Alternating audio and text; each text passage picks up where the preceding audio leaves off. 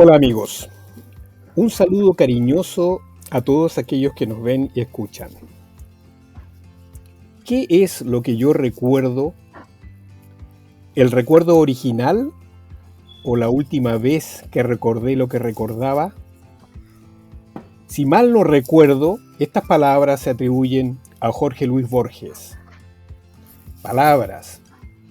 Muy temprano en nuestras vidas hemos aprendido las palabras y las hemos guardado en nuestras memorias y de manera consciente o inconsciente las recordamos. Ese es el tema del podcast de hoy, los recuerdos y la memoria. Yo soy el ciudadano Félix, un diminuto y común ser de este loco planeta que habita en el hemisferio sur. ¿Qué tal a todos? Buenas tardes, buenos días, buenas noches, según la hora en que nos vean y desde donde nos vean. Vaya, qué interesante el tema de los recuerdos, de la memoria. Y fíjense, realmente nuestra alma, espíritu, como le quieran llamar, se compone de la memoria. Cuando nuestra memoria se pierde en donde se pierda, ¿dejamos de ser nosotros? Está interesante el tema. Pues desde aquí, desde la bella, iba a decir airosa, no, pero eso es Pachuca. Desde la bella lluviosa Guadalajara, saludos a todos. Saludos Pepe, saludos Félix, Jaime Pacheco desde Guadalajara, Jalisco. Recordar es volver a vivir, es volver a sentir alegría, felicidad, dolor, tristeza, evocar los recuerdos de lo que nos ha construido como comunidades, como personas, como países, incluso como humanidad. Es un tema interesante, Félix, es un tema apasionante y ojalá que tengamos tiempo de platicar suficiente sobre este tema. Bienvenidos todos a su podcast Redescubriendo América. Sí, ojalá que el tiempo no nos juegue malas pasadas. Pero bueno, entrando en tema, ¿qué es la memoria? ¿Qué son los recuerdos? Como ustedes ya me conocen, quiero partir viendo las raíces etimológicas y las definiciones de las palabras. Memoria procede del latín memoria y del adjetivo memor, que significa el que recuerda. Se define como la capacidad de recibir y codificar información, almacenarla durante algún tiempo y posteriormente recuperarla. Recordar etimológicamente viene del latín recordari, que es una palabra compuesta por re, de nuevo, y cordis, corazón, y que se ha dado por significar volver a pasar por el corazón. Así se ha definido. No puedo ni quiero entrar en el campo de la biología ni la neurociencia, donde se explican los procesos cerebrales implicados en los recuerdos y la memoria, ni en los diversos tipos de memoria que se reconocen hasta ahora. No quiero caer en lo que Ortega denominaba la barbarie del especialismo. Pero permítanme solo una pequeña alusión al profesor de psicología de la Universidad de la Ciudad de Londres, Martin Conway, cuando expuso en un programa de Edward Punset, español, muy famoso, que algunos estudios dicen que las personas recuerdan al final del día entre 10 y 15 hechos. Y al día siguiente solo son 5 o 6 de los 10 o 15 que eran. Y un mes más tarde es muy probable que no recuerde ni uno. Recordar todo es imposible, aunque Borges nos haya dado a conocer el caso de un hombre que podía recordarlo todo, Ireneo Funes, o los llamados atletas de la memoria, como Nelson Dellis, que puede memorizar 2000 números en una hora, o sin ir más lejos, el chileno Manuel Vergara, que recitó 20.000 dígitos del número pi en menos de 3 horas y logró el récord panamericano. Casos como esos hay varios, algunos productos de accidentes, como el caso de Ireneo Funes, o del esfuerzo, el método y alguna capacidad especial, como los atletas de la memoria, que compiten en campeonatos mundiales y reciben medallas, y por eso les llaman atletas, porque trabajan y desarrollan su mente. Podemos ver la memoria como un habitáculo donde se guardan los recuerdos, como una memoria USB, un disco duro, SSD o una memoria RAM, todos dispositivos informáticos que intentan imitar la memoria humana, pero que a diferencia de ella, al ser recuperada, suelen mantener su integridad.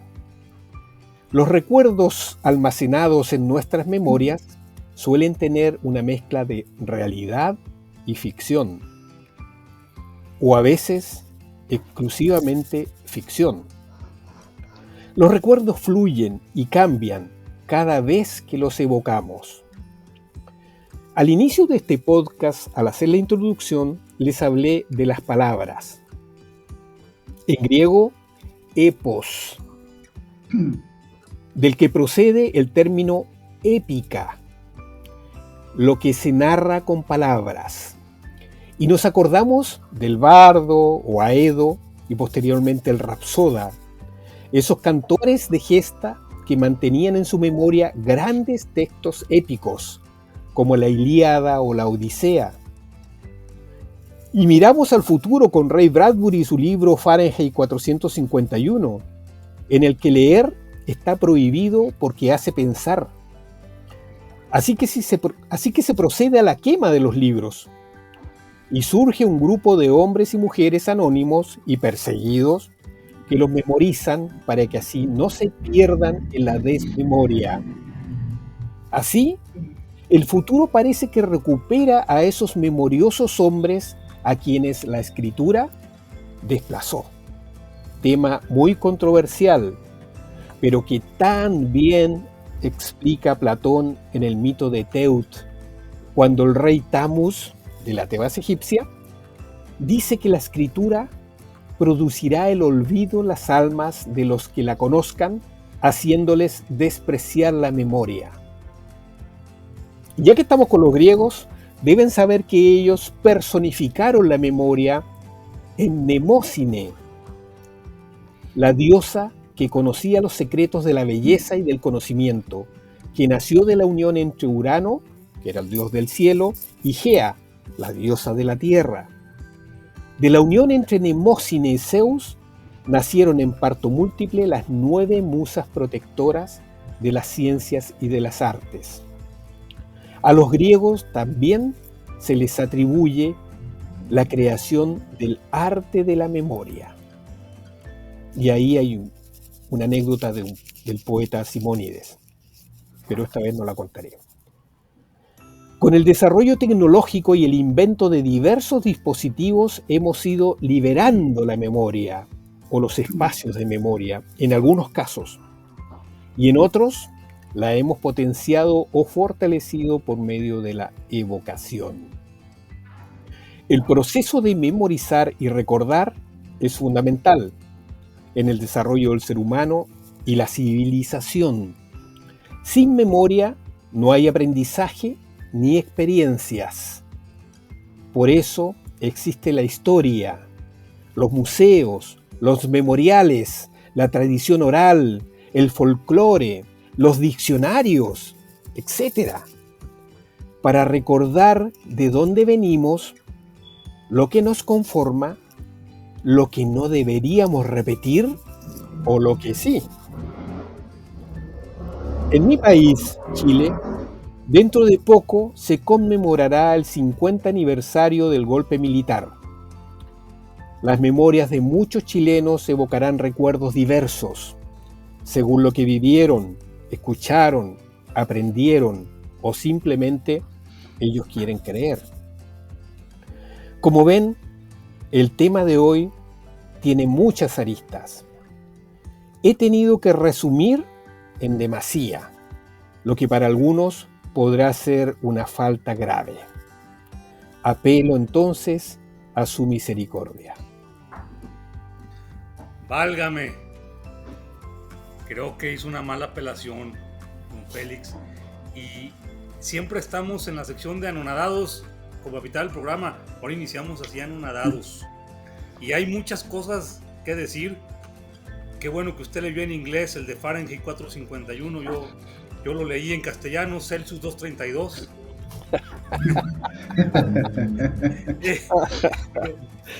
A ver, esto de los recuerdos, es verdad que se nos van olvidando, pero también en este olvido, bendito sea Dios que no somos Irineo Funes y nuestra memoria es selectiva, porque si no estaríamos o muertos o vueltos locos.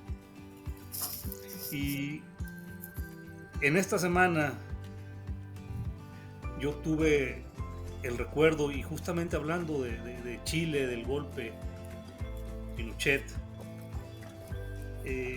yo tenía ya olvidada muchas cosas y después les diré por qué más adelante, pero recordé con mucho cariño a un buen amigo, Munir, y Munir Riadi Amar, que tiene que ver con algo que nos decía también Félix de lo épico, y me voy a poner anecdótico. Cuando yo llego a Chile a estudiar mi maestría, hay un tema que gira en torno a mí. No sé si era porque era el más bueno, el más malo, o por lo menos el que le metía más pasión y más garra, que tiene que ver con el fútbol. Y entonces había dos temas en fútbol. Uno que era el real, el físico, donde también uno lucía, pero otro que era en la computadora. Era un juego, antes de que nacieran los mendigos FIFAs, había un juego que se llamaba Striker. Y entonces, en mi currículum de maestría, yo era el único pelado, para empezar, que tenía una maravillosa computadora 486, cuando todos tenían una 386. Entonces, estoy hablando de hace... Entonces, en mi compu, pues obviamente el juego jalaba mejor. Y ahí nos juntábamos, sobre todo 4 pelados. Un güey de nombre Félix, el Nacho López, Munir y un servidor. Y hacíamos un torneo ahí de fútbol. Y entonces cada quien escogía 2 equipos. Uno, la regla era escoger 2 equipos, uno de América y uno de Europa. Obviamente yo escogía Italia y escogía México, pero nunca jugaba con México. Digo, para que ahí iba a ser el ridículo. Pero lo más impresionante es que yo siempre salía campeón. Siempre. Eso era lo más impresionante. Con razón tiene tantas medallas ahí atrás, ¿no? Pero ¿qué pasaba con Munir? Munir era mi compañero más avanzado que yo en maestría. Y entonces Munir se aferraba y él jugaba con Brasil. Y siempre ellos terminaban ganando por 1 o 2 goles. La verdad es que... Pero yo jugaba al catenacho. Munir era un tipo muy estructurado. Y al terminar el partido veía las estadísticas. Y decía... Es que por la cresta, decía, por la cresta. Y ahí en ese chileno dice, yo tuve 90% del dominio del balón, tuve tantos tiros de esquina, tuve esto y perdí. Y le daba vueltas a la estadística hasta que en su pensar él me invita a su casa, que no vivía en Valdivia, vivía en la ciudad de Las Rosas, en Panguipulli, porque pensaba que jugando de local me iba a ganar. Entonces, ¿por qué les narro esto? Porque tiene que ver con la memoria. Porque cuando me fui con él a jugar, yo de visitante, fue de las pocas personas con las que pude hablar del golpe militar. Es curioso, pero en Chile hablar del golpe militar no se habla. quizá por dolor, no sé. En Estados Unidos hablar de la segregación racial y de los negros tampoco se habla. La Alemania de Hitler tampoco se toca. Es decir, hay muchos países, la España de Franco, hay muchos conocidos de distintos países que por alguna razón se niegan o les cuesta hablar de estos momentos que causaron mucho dolor. Quizá a los mexicanos nos cuesta, y yo me incluyo, hablar de la guerra sucia que existió, no de la de ahora que dicen, ay, es que en la política la guerra sucia, chivola de llorones, no, la guerra sucia donde en los 70s el gobierno persiguió a muchos y desapareció a muchos, hoy también hay muchos desaparecidos por otras razones, pero el tema de sufrir quizá en carne propia, ser torturado por las autoridades gubernamentales, son cosas que uno calla y solamente las lleva por dentro. Con Munir pude platicar de este tema y les decía, ya lo diré, quedé conmovido porque esta semana me enteré que de manera repentina, como es, Munir murió. No sé qué pasó, pero pinche Munir, cabrón. Fueron momentos que compartí contigo y que justamente me traen el recuerdo de aquellas tardes en la oficina echando de gritos, en tu casa, que se fue la luz y nunca pudimos saber si realmente tu teoría del visitante o local era cierta, y de esas 3 pláticas que llegamos a tener viajando, del golpe, de la humanidad y de tu teoría también de que tú y yo éramos buenos amigos porque veníamos de allá, del Oriente, de las Arabias, del Líbano, de Turquía, de Pakistán, quizá de Irán, no sé de dónde carajos, pero nos identificábamos mucho tú y yo, insisto, quizá por nuestra fisonomía, los dos fuera de América, y de verdad este tipo de cosas de los recuerdos, como dice Félix, a lo mejor quedan ahí y uno los extrae de la memoria RAM cuando sucede un evento como estos que nos vuelven a recordar aquellas cosas que, insisto, los recuerdos, bendito Dios, también siempre serán selectivos. Sí, Pepe, Félix, escuchándote, Félix, me acordé del Principito cuando dice, las cosas importantes no se ven con los ojos, las cosas importantes se ven con el corazón. Recordar, regresar al corazón las cosas, las que son importantes.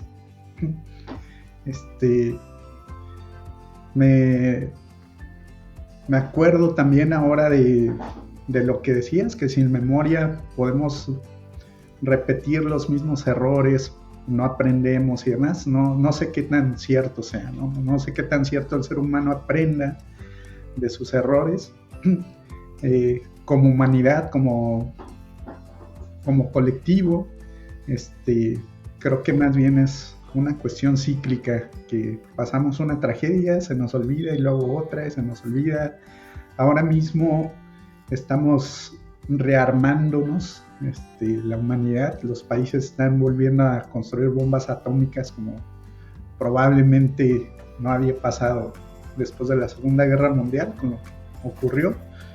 Y bueno, hay recuerdos que son muy dolorosos, que como dicen ustedes, la memoria es selectiva también por un acto de protección del individuo y de protección de la colectividad. Las víctimas de delitos graves, por ejemplo, decía mi maestra Lorraine Studman, el lenguaje no les alcanza para decir lo que sienten. Recurren a las metáforas, dicen, siento una losa muy grande en el pecho que no me deja respirar. Mi cuerpo ha caído en un hoyo muy profundo del que no me puedo levantar, no tengo fuerzas.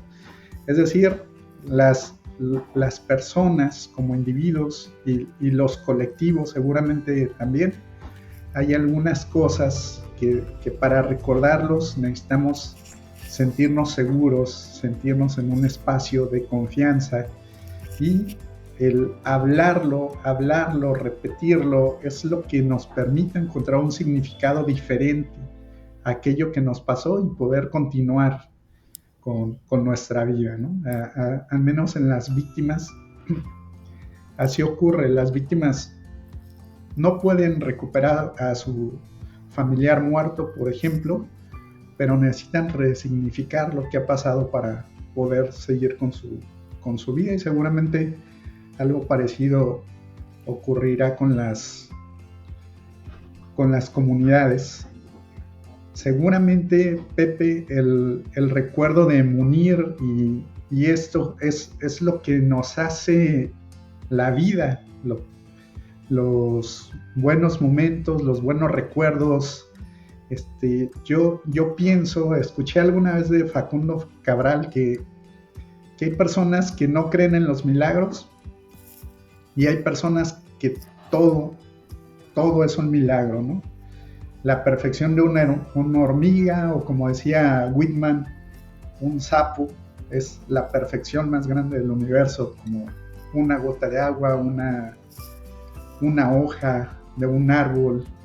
Es decir, la forma en que vemos la vida y valoramos todo lo maravilloso que hay también construye nuestros recuerdos. Hay un ejercicio muy sencillo que dice: cállate 20 segundos y ve qué te empiezas a decir a ti mismo, ¿no? Muchas personas empiezan a reclamar cosas o a ver con quién pelean y demás, y otras personas empiezan a decirse cosas positivas. Entonces, creo que en Latinoamérica somos victimistas, creo yo. Nos hablamos muy mal, tratamos muy mal el conflicto, somos malos para gestionar el conflicto, el error. Si le preguntas a una persona 3 cosas buenas que tenga y 3 cosas malas, siempre dice las malas mucho más fácil, y reconocernos es un problema que tenemos, ¿no? El reconocer las cosas buenas que hay en nuestras comunidades es un problema muy grande. Ahora recordarlas mucho más, porque se van perdiendo. Como no hablamos de ellos, en las escuelas hacemos ejercicios de reconocimientos, y los niños aprenden de repente a reconocer a sus maestros, a sus compañeros, porque todos tenemos cosas que nos pueden reconocer, pero cuando van avanzando empiezan a decir cosas como: yo reconozco al señor de la tienda de la esquina que se levanta a las 5 de la mañana para yo poder ir a comprar bolillo para desayunar un lonche, ¿no? Entonces, en las comunidades nos estamos construyendo con miles de cosas que pasan y que van quedando en la historia, en los recuerdos. Y bueno, ahora que se cumplen 50 años de este tema tan duro del golpe militar en Chile, que me tocó ir al Museo del Recuerdo que hay en el Palacio de la Moneda. Es tremendo, pero los japoneses tienen una técnica de el jarrón más bello es el que se ha roto y se ha reconstruido, ¿no? Ellos pegan con un polvo de oro los jarrones. O sea, en el jarrón más perfecto, el más bello, el más valioso no es el que nunca se ha roto, es el que se rompió, lo reconstruimos y lo aceptamos con sus cicatrices, con sus imperfecciones, y es lo que nos construye. Y es muy importante cómo nos recordamos como comunidad, porque nos da sentido también hacia adelante, ¿no? Y sí creo que, por desgracia, en nuestras comunidades es mucho más las cuestiones negativas. Las positivas se pierden muy, muy rápido, o no las valoramos o no les damos sentido. Y bueno, tenemos también tragedias como esta, cicatrices históricas muy marcadas que como les decía, se tienen que hablar, pero se hablan a su debido tiempo, en sus formas, de la manera que decide la comunidad. Creo que los chilenos lo han empezado a hacer de una muy buena forma, de manera simbólica, con este museo, con algunas remembranzas que ahora mismo hay por todo Chile.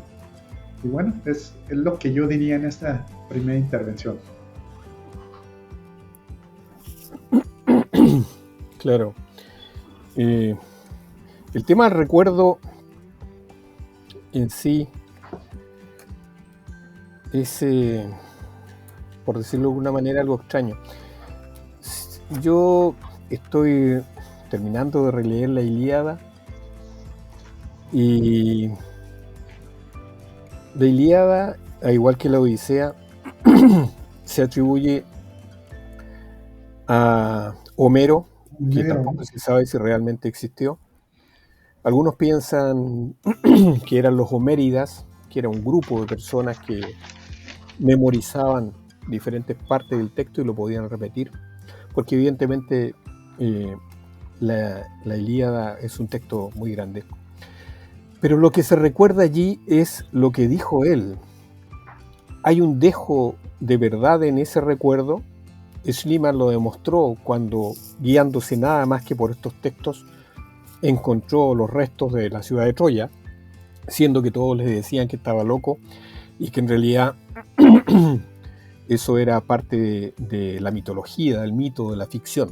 Por lo tanto, no existía Troya. Pero él sí, no se dio por vencido, lo encontró y descubrió los tesoros que todavía permanecían allí. Pero descubrió varias Troyas, una encima de la otra.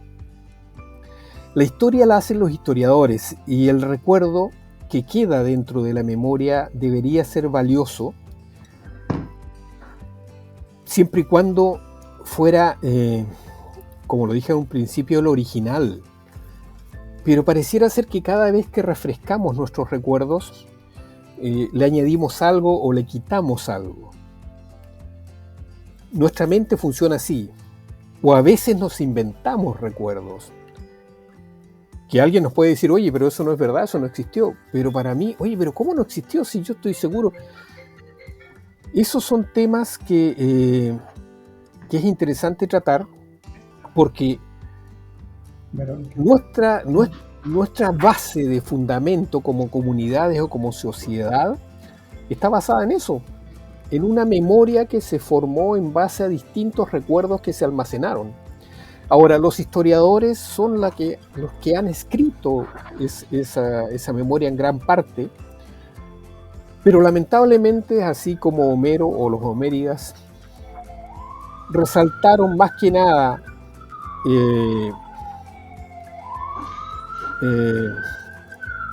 me distraigo con esos ruidos de ambiente que no sé dónde son. Resaltaron el triunfo de los aqueos sobre los troyanos o los teucros. Es probable que si hubiesen vencido los troyanos, la historia se hubiera narrado de manera distinta, porque al parecer son los vencedores los que terminan narrando o escribiendo la historia y haciéndola. Eso es un factor, y que también nos hace pensar que muchas veces los recuerdos y esas memorias son muy frágiles por lo mismo, y por lo tanto también nos incita a que cuando nos informamos de lo que sea, tratemos de equilibrarlo leyendo no solamente una historia, sino otras igual, para poder alimentarnos bien y tal vez llegar al equilibrio de la verdad, si es que ese término realmente lo podemos aplicar, que es un término muy grande y que nos pesa mucho, y que sería tal vez interesante de vez en cuando tratarlo de alguna forma aquí. No sé qué opinan ustedes. Híjole, fíjense ahorita, a mí ahorita en estos momentos, lo que se me viene a mi cabeza, hablando de recuerdos, de lo que surge ahorita, de los 50 años, y cómo también siempre estas conexiones Cuando yo tuve dos alternativas de elección, me encontraba escuchando a Víctor Jara, que por cierto, después de 50 años del asesinato en manos de los pinches milicos chilenos, después de 50 años, acaban de condenar a 7 exmilitares que asesinaron a Víctor Jara. Por supuesto, pues esto ya nomás tiene un valor simbólico, ya no hay más. Y que lo único que hace es poner otra vez de manifiesto el carácter criminal, asesino, rapaz y ratero del régimen de Pinochet. Pero bueno, a lo que iba. Víctor Jara, cantautor, yo estaba escuchando en aquellos años, estoy hablando principios de los 90, la plegaria del labrador. Quizá pocos la conocen, quizás algunos, pero es una plegaria, es una canción hermosa, donde habla del tema de tomar las armas como única alternativa. Y algunas de sus estrofas dicen algo así, si la memoria no me traiciona: libéranos de aquel que nos domina en la miseria, tráenos tu reino de justicia e igualdad, sopla como el viento la flor de la quebrada, limpia como el fuego el cañón de mi fusil. Y yo les digo que me trae a la memoria porque en ese momento yo solamente veía dos opciones para mi vida: o irme con los zapatistas a Chiapas a echar de madrazos, o exiliarme e irme de exiliado a mi país e irme a otro lugar a vivir. Me decanté, no, aún no lo sé por qué, por lo segundo, y terminé en Chile. Pero como Víctor Jara, que muere en el 73 a manos de los militares, de alguna manera influyó en mí, y tan es así que lo sigo trayendo en mis recuerdos. Y después paso a la segunda, que lo decía Félix hablando de lo épico, a las batallas épicas que uno libra. Estando ya en Chile, pues ahí iba Pepe Herrera caminando con el par de los mendigos ahí, de los amigos. Y entonces sale el güey ahí que trabajaba en la cafetería y me grita: mexicano, mexicano. Ya yo volteé, pero no lo pelé mucho, ¿no? Pero ya cuando me empezó a decir mexicanito, ya ahí como que me calentó un poquito. Entonces me dice: oye, mexicanito, te reto. Bueno, no me dijo reto porque la palabra, pero algo así, para un partido de fútbol. Y yo la verdad es que ya dije: no, ¿para qué, güey? No. Y entonces como que le empezó a hacer como gallina caraqueando y ya me calenté más. Entonces ya le dije al güey: a ver, pinche George, pues vamos echando el partido, güey, pues ya. Y entonces se organizó el partido de fútbol y llego yo acá con el equipo de los maletas, encabezado por un nicaragüense que era el portero, que parecía el Chapulín Colorado, pero en doble de tamaño y el doble de chaparro. Ese no esté bueno.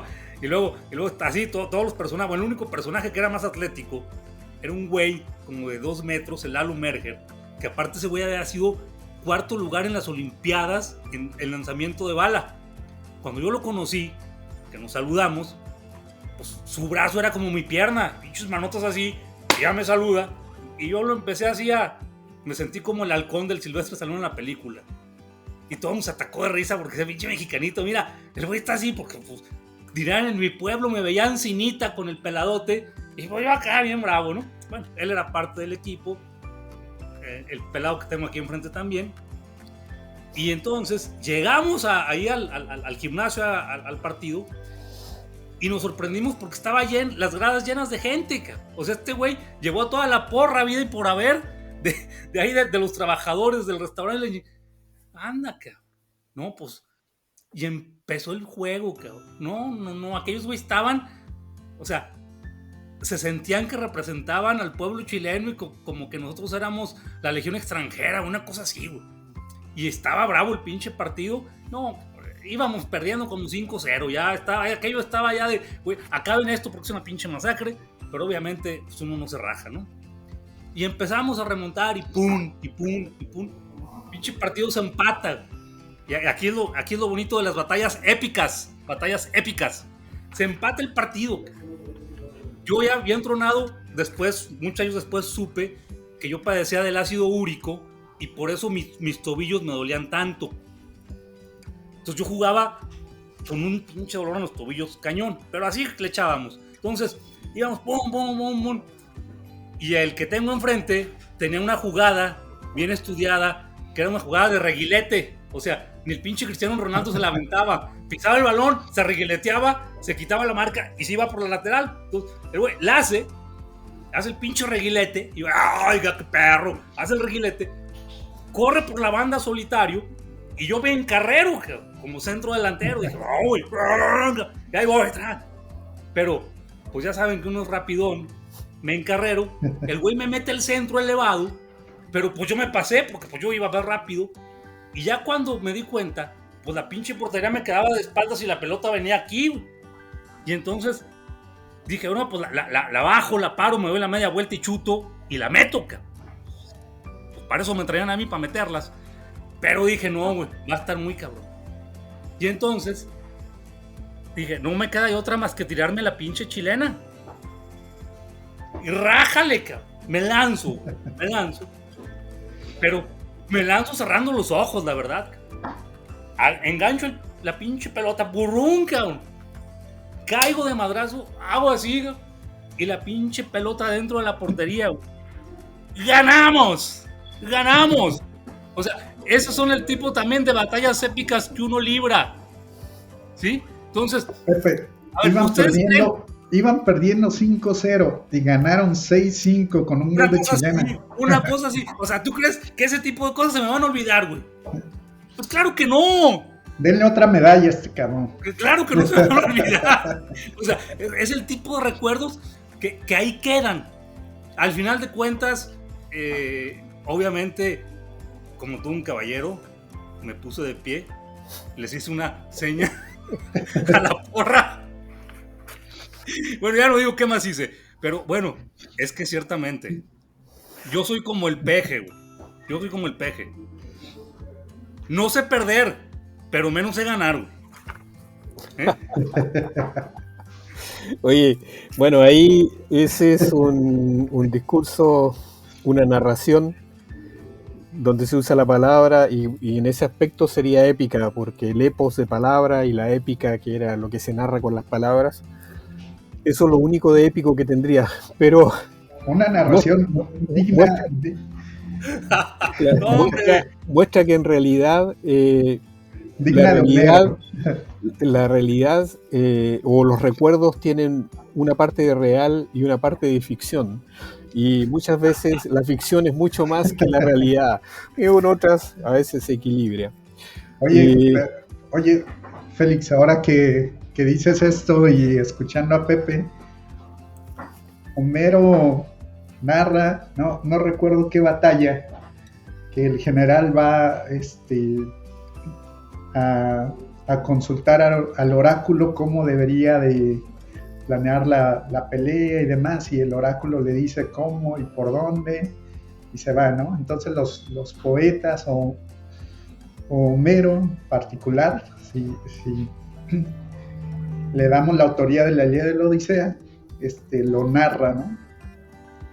Pero Heródoto, que vio la batalla y a quien se considera el padre de la historia, precisamente porque Heródoto simplemente escribió lo que veía en el campo, y él decía, bueno, no ganó, perdió la batalla porque haya ido con el oráculo, sino porque usó tal y cual estrategia, y empezó simplemente a escribir, a narrar lo que él miraba a través de sus sentidos y de las fuentes principales, ¿no? Así, ahí tiene un nacimiento histórico, ahora sí que la historia como ciencia, porque trata de exponer los hechos tal y como ocurrieron, pero desde luego pues somos seres humanos y cada uno le da su sesgo. Ahora que escuchaba el relato de Pepe, hay otros 10 relatos de gente que jugó en su equipo y 11 relatos de los contrarios, ¿no? Y hasta podría decir, ¿y cuando despertaste qué ocurrió, mi estimado Pepe? No te escuchamos, Pepe. No, ahí están los hechos consumados, ¿eh? De hecho, ahí quedó en el anal de la historia. Mira, Jaime, yo siempre he sido bien malo para el fútbol, los que me conocen, pero por razones del destino, termino metiéndolas y haciendo cosas irracionales, si tú quieres. Pero este tipo de situaciones no fue una sola vez. O sea, me acuerdo también perfectamente en el último torneo que se fue en la cancha afuera, porque allá en Valdivia solamente hay 2 estaciones. La estación del ferrocarril y la de invierno. Todo el pinche año llueve. Entonces no puedes hacer nada al aire libre más que un mes. Y entonces en ese mes, ahí sí fue afuera. Volviendo al tema del fútbol, fue juego ahí afuera. Y era producción animal y todos los institutos de la facultad, ahí se armaba. Y ahí fue un torneo muy raro, pero bueno, llegamos a la final, ya no la cuento más. Me toca... Pero ganamos. No, espérame, Jaime. Espérame, cabrón. Entonces, llegamos a la final, nos fuimos a penaltis, y entonces, también, ahí metí un gol, de la mano con Luchito Martínez. Luchito Martínez era un chileno, chiquito también. Ahí con Luchito metimos el gol. Nos fuimos a penaltis y me dice Luchito, güey, ¿vas de primero o de quinto? No, le dije, güey, voy de quinto, cabrón. O sea, ni me lo pienso. Yo voy de quinto, cabrón. A mí me gusta cargar al equipo. Y entonces, ¡paz! Mete el primer gol Luchito, penaltis. ¿Ya?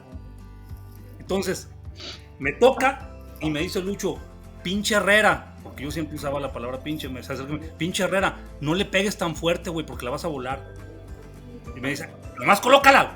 Pues ya, agarro la pelota, güey, y ya sabes que todo esto es un ritual.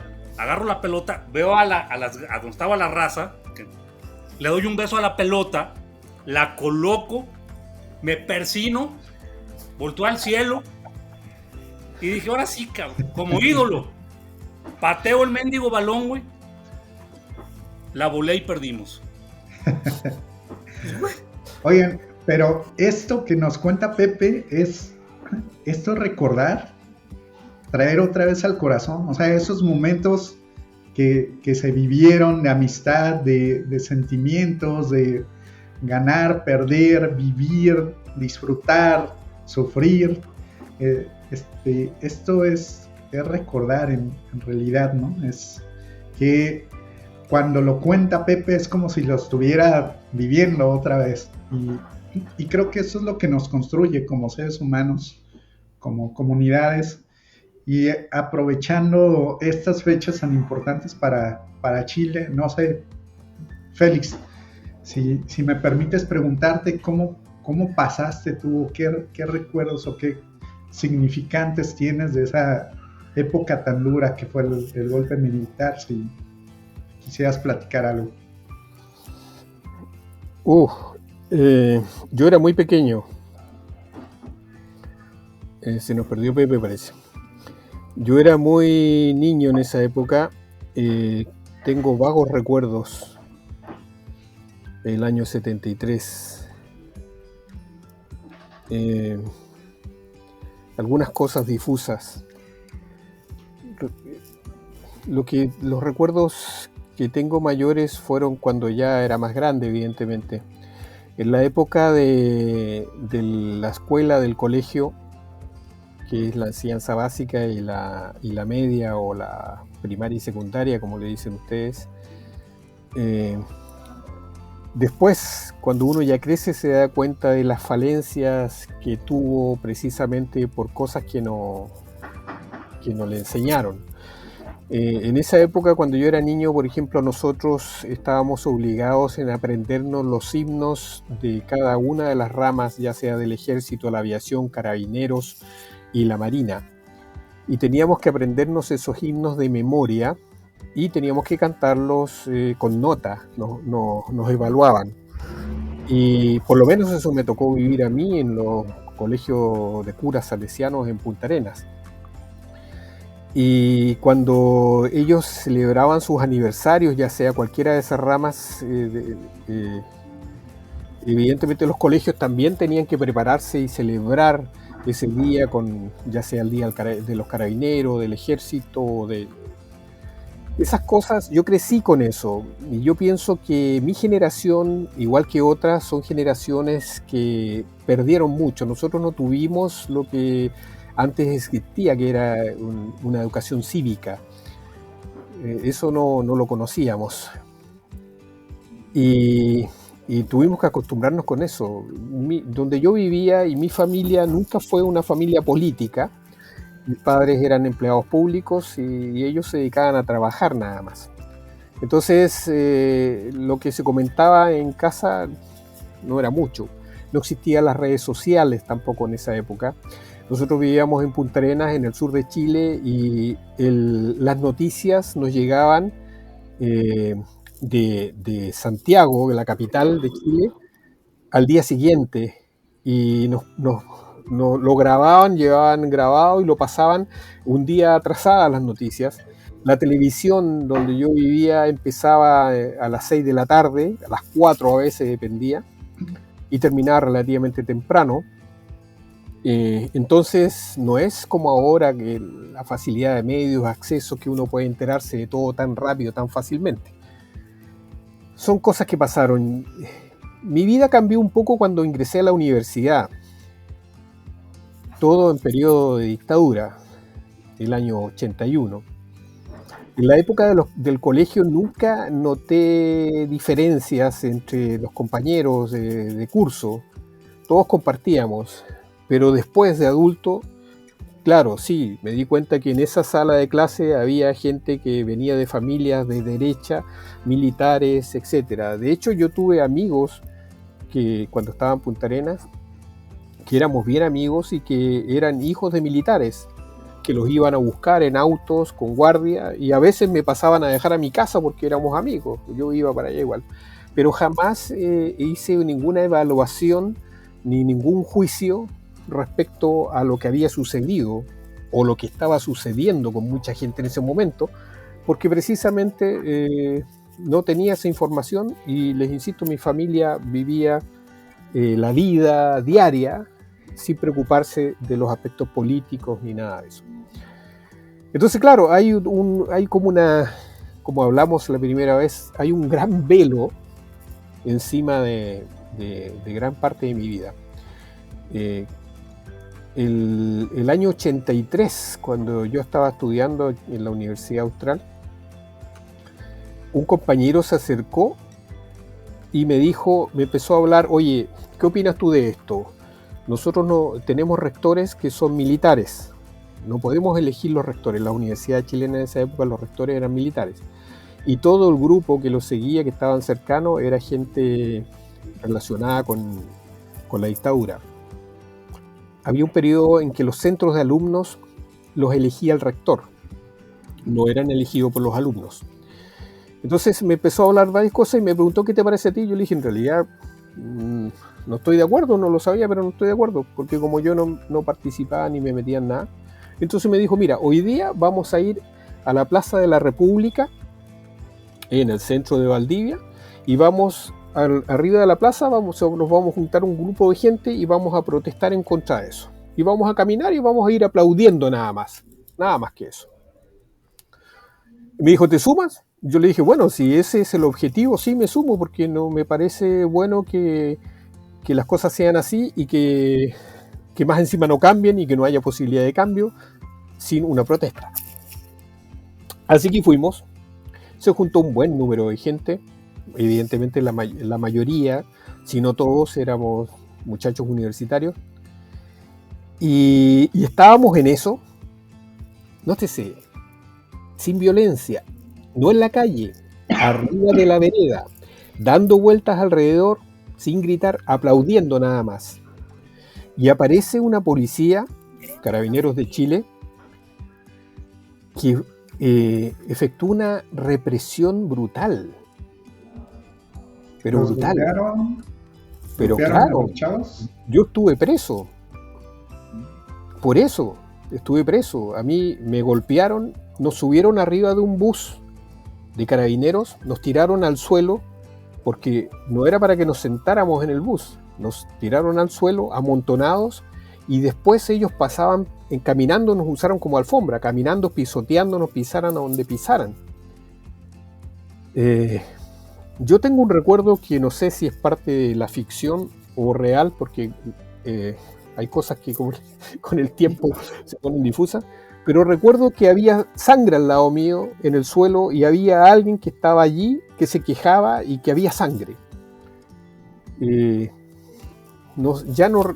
Más que eso no recuerdo. Nos llevaron a la comisaría, al lugar donde están los carabineros, y ahí nos bajaron y éramos muchos, llenábamos todo el patio y nos pusieron en fila.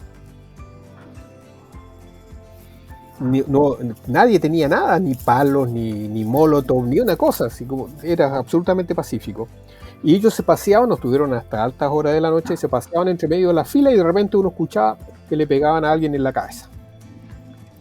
Bueno, eso me generó a mí y a mucha gente un rechazo tan grande que empezamos evidentemente a combatir ese proceso dictatorial de manera más constante y permanente. Y no fui el único, como le digo, fuimos muchos. Y otros la pasaron mucho peor, muy mal. Me consta, conozco casos así. Me tocó ver algunas cosas.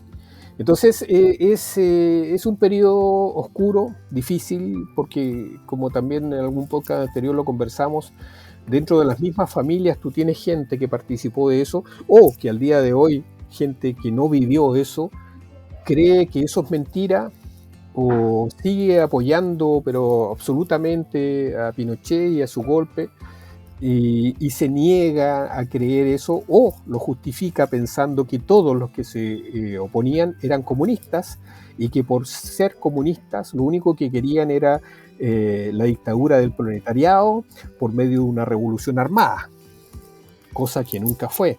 Chile fue como un experimento, primera vez que surgía en este planeta, que era una revolución pacífica por la que se llegó a la vía del socialismo, y que terminó como terminó por todo lo que sucedió entre medio y todo lo que la historia ya conoce, sabe y ha salido a la luz a través de lo que los mismos gringos han sacado, han liberado los documentos que tenían clasificados. Pero claro, son recuerdos complejos, algunos más difíciles que otros. Nosotros no hablamos mucho de eso. A mí la verdad es que tampoco me motiva mucho hablar porque hay mucho más que decir y no sé si valga la pena a estas alturas. A mí me gustaría pensar de que todos dijéramos, oye, hay un recuerdo que es un poco oscuro, negativo, difuso. Bueno, tratemos de que ese recuerdo nos sirva para que no volvamos a repetir la historia. Hay un dicho que dice que el hombre es el único que se tropieza 2 veces con la misma piedra, y parece que es cierto. Múltiples veces lo hemos visto repetido, como lo hablábamos la vez anterior con el tema de la temporada de Borrego, ¿cierto? Y la gente que vota nuevamente a los políticos y escucha las mentiras y sabe que son mentiras, pero esa esperanza que tiene los lleva a abrirse y a estar receptivos.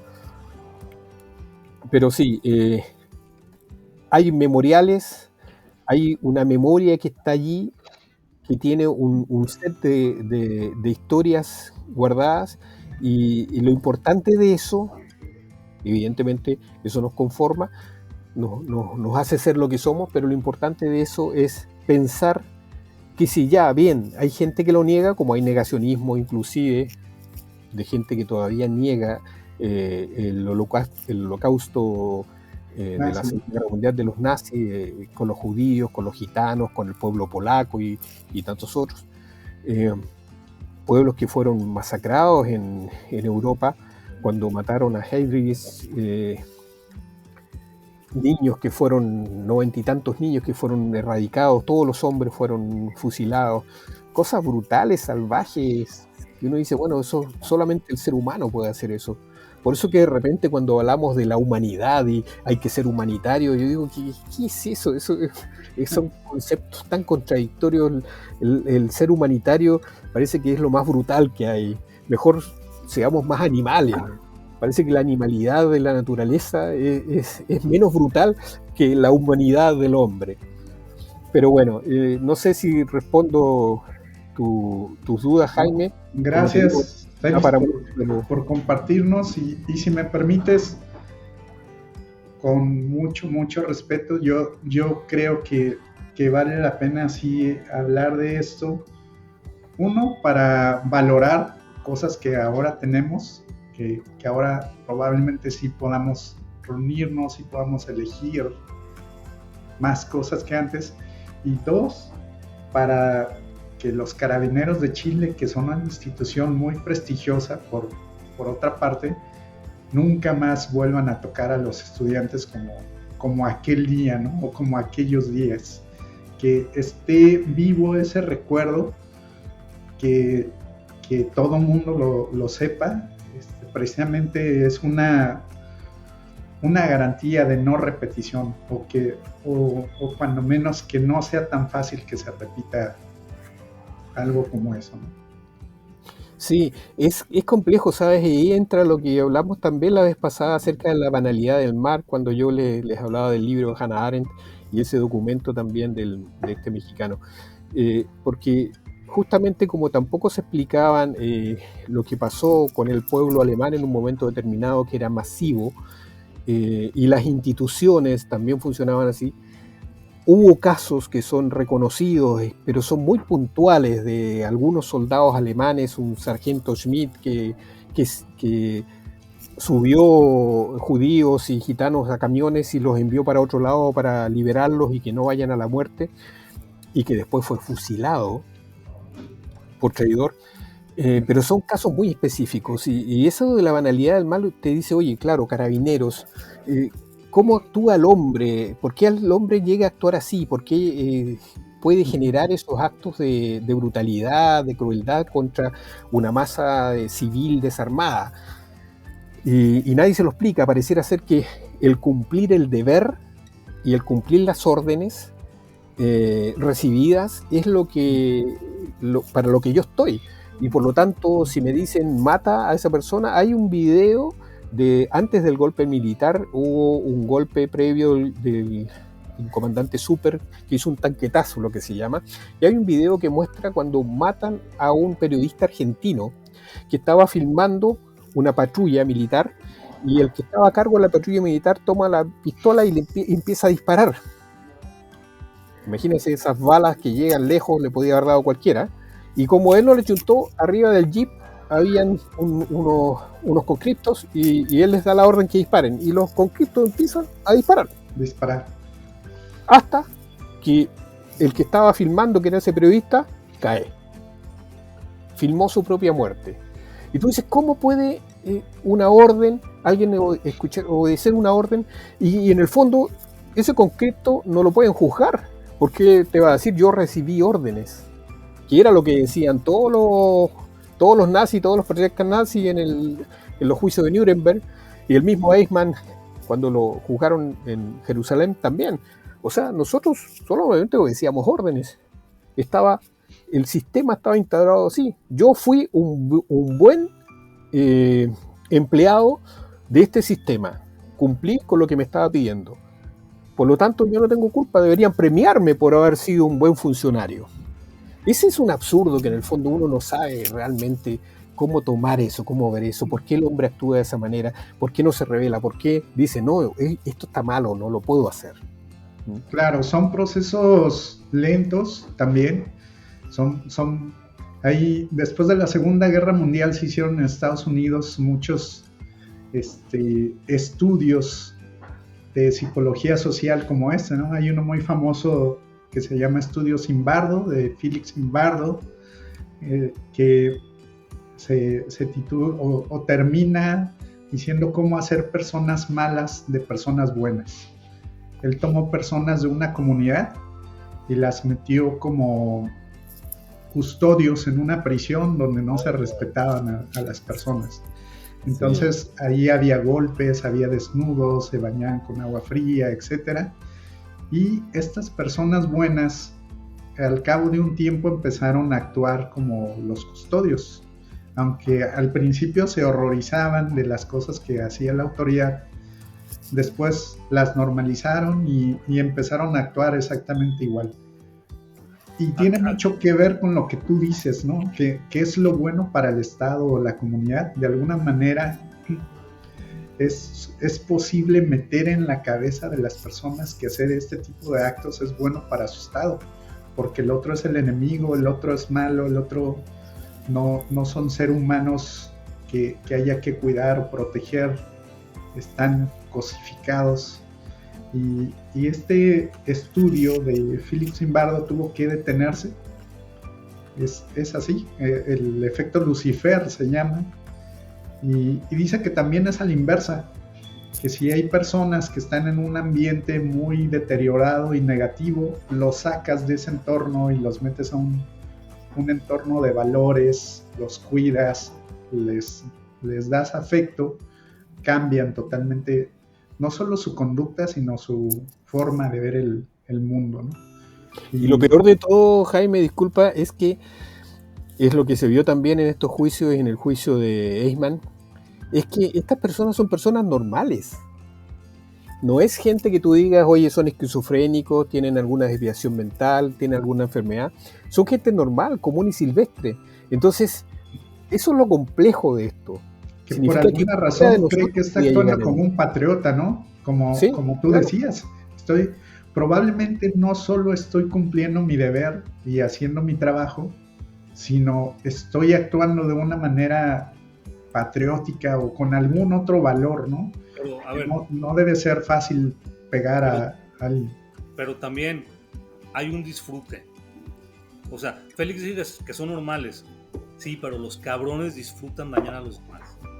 Yo me acuerdo que estando yo en Chile me tocó ver en vivo el juicio contra el imbécil asesino de Manuel Contreras y el otro baboso. Eran dos güeyes. Pero uno era Manuel Contreras de la DINA.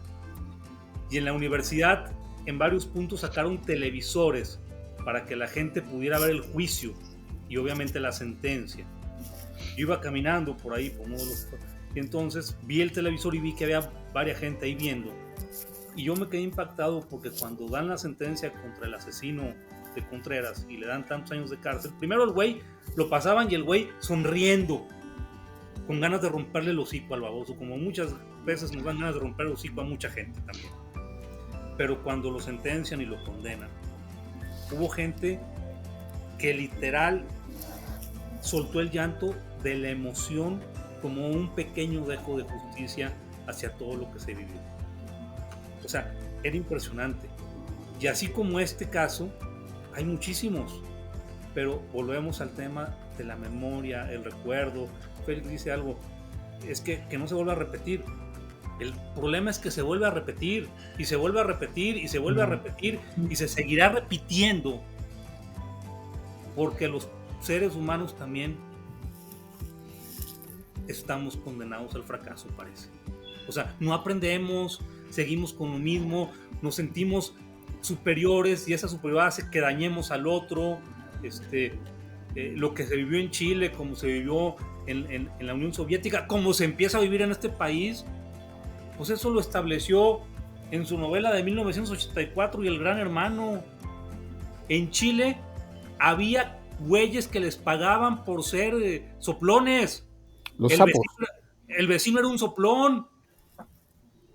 Aquí en México la 4T le paga a la pinche bola de güeyes para que anden de soplones. ¡Ay, ese güey no te quiere, Claudia! O sea, ¿a qué niveles hemos llegado?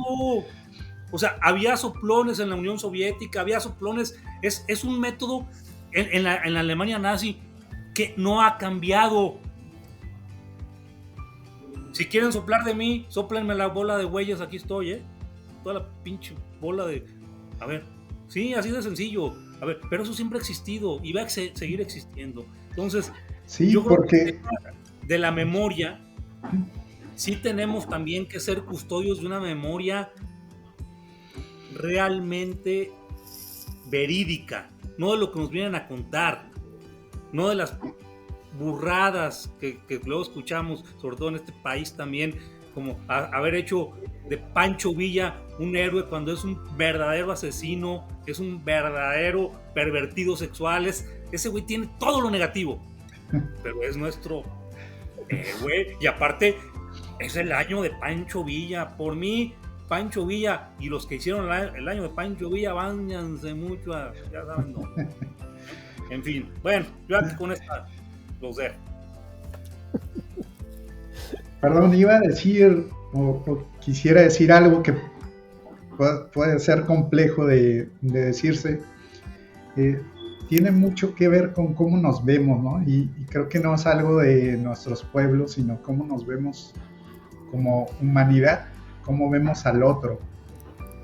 Hay una teoría del delito que dice que no hay un genotipo de alguien que comete delitos. Es decir, no tienen un rasgo fisiológico o mental definido, sino que cualquiera en las condiciones necesarias podría ser capaz de hacer diferentes cuestiones.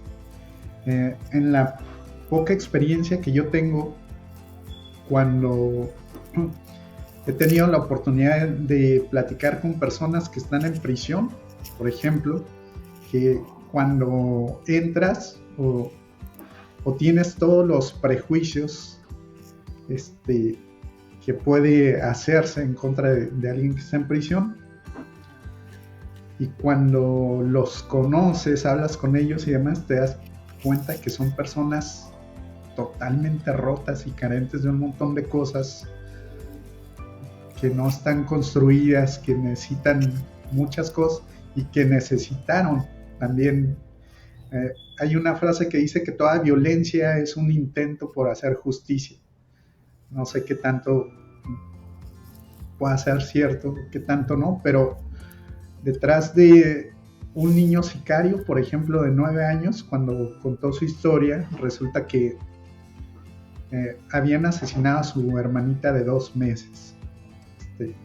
Es decir, cada persona tiene una historia detrás, y creo que tenemos que sí escucharnos de otra manera, entendernos de otra manera, porque si no, sí es cierto, estamos condenados a repetir los mismos errores, ¿no? Yo tengo mi verdad, es irreductible, y si no, pues o resisto o violencia.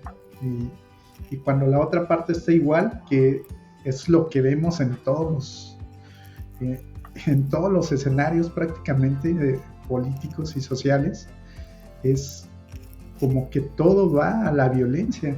Hablaba yo hace poco del discurso político, cómo los políticos modernos cada vez más recurren a discursos muy separatistas o violentos, o donde a una gran franja de la población los excluyen, y si no estás conmigo estás en contra mía. Y no solo ellos, todos sus seguidores, hablas mal de alguien y ya te llueven. O sea, no puedes ni siquiera decir, oye, en algunas cosas estoy de acuerdo y en otras no. ¿Estás de acuerdo o no? El discurso se ha hecho cada vez más en blanco y negro, y creo que tenemos que mirarnos de otra forma, de una manera más honesta probablemente, y más, como decía el Principito, más con el corazón también. Sí. Pepe, ¿quieres decir algo? No, pues que se nos está alargando, señores, y no nos da el tiempo para tanto. Sí, es complejo lo que dices, pero bueno, Jaime. Bueno, la memoria de un individuo, de un pueblo, les da identidad. Conforma en el fondo el alma de la comunidad. Se alimenta y modifica en cada instante de tiempo, que es lo que hemos conversado. Pero hay recuerdos que sobreviven a esta vorágine. aquellos que nos ayudan a vivir en sociedad, a convivir, a sobrevivir en algunos casos. Mantenemos y evocamos los que nos son gratos o los creamos en nuestro inconsciente. Ya vimos lo que nos contaba Pepe. Sin memoria no hay identidad. Por eso el Alzheimer, enfermedad de la que falleció mi madre, es tan destructivo. Destruye al que lo sufre y a su entorno. Borra el almacén de los recuerdos y rompe los vínculos que ellos mantienen.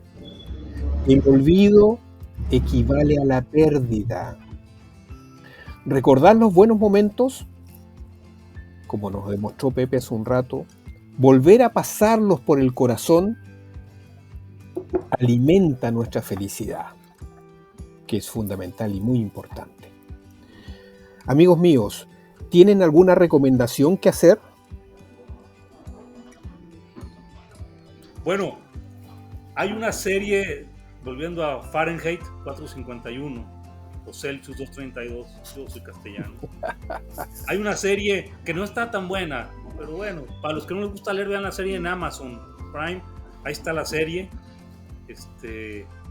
Obviamente la actualizan, pues ahí ya ponen a afroamericanos cuando no nada que ver con la novela, pero no importa. Pues véanla pues, si no tienen nada que hacer. Y si no, pues ya vean las que les hemos recomendado de libros. Por aquí tenía uno, pero ya para la próxima. Hay que verla para platicar de ella. Bueno, yo en el contexto de lo que está este podcast, hay un poema de Jaime Sabines que se llama Me encanta Dios. Este poema fue escrito en un episodio durísimo de la vida de este poeta. Había perdido a sus seres queridos por enfermedades, cáncer, había tenido un accidente durísimo, no podía caminar, había dejado de escribir, incluso estaba pasando por un episodio muy, muy negro y muy difícil de su vida. Algunos amigos escritores de él le pedían que volviera a escribir, que tenía mucho talento, y cuando lo hizo una mañana, escribió este poema que es bellísimo, es un poema de esperanza más que de otra cosa, y a mí me gustaba de por sí, pero cuando conocí el contexto en el que lo escribió, me gustó aún más. Es mi recomendación de esta semana. Fantástico. Yo para despedirme quiero recomendarles otro libro. Sé que en una semana no leyeron el de Hannah Arendt, Eichmann en Jerusalén, que les recomendé, ni siquiera el artículo que podían bajar de internet. Vale la pena mucho, sobre todo si quieren entender un poco el tema de la banalidad del mal y por qué reaccionan así los hombres, o al menos, a lo mejor no van a encontrar una respuesta, pero sí se van a dar cuenta que es algo que se repite en la historia. Quiero recomendar este texto. ¿Ya? La tiranía del mérito. ¿Qué ha sido del bien común? De Michael Sandel. ¿Por qué?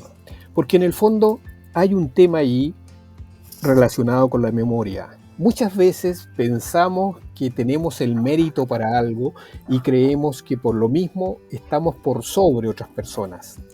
Y no nos damos cuenta, nuestra memoria no nos hace ver o recordar que el camino que hemos llevado muchas veces ha sido mucho más apacible que el que tienen que llevar otras personas. O a veces cuando hay ríos tormentosos, nosotros ha aparecido alguna opción de un puente o una balsa o alguien que nos ha hecho cruzar ese río, cosa que otros no lo han tenido.